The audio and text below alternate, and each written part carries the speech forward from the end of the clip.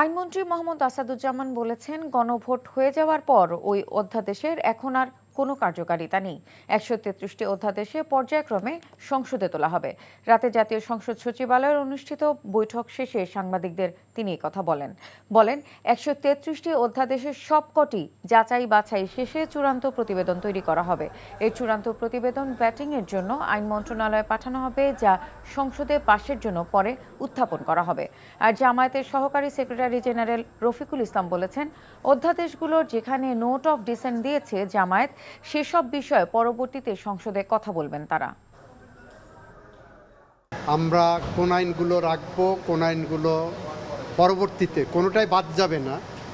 পরবর্তীতে আমরা নতুন করে আরও বেশি যাচাই বাছাই করে আনবো। গণভোট অধ্যাদেশের তো আর কার্যকারিতাই নাই।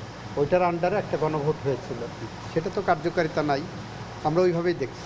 অনেক জিনিসই ওনারা যেটা এতদিনের দাবিও ছিল এবং চালুও ছিল, ওগুলো ওনারা বাদ দিতে চাচ্ছেন। আমরা এই সমস্ত বিষয়ে আমরা একমত হইনি, বরঞ্চ আমরা যে সকল বিষয়ে আমরা একমত হতে পারিনি ওনাদের সাথে, আমরা সবগুলিতে আমরা নোট অফ ডিসেন্ট দিয়েছি।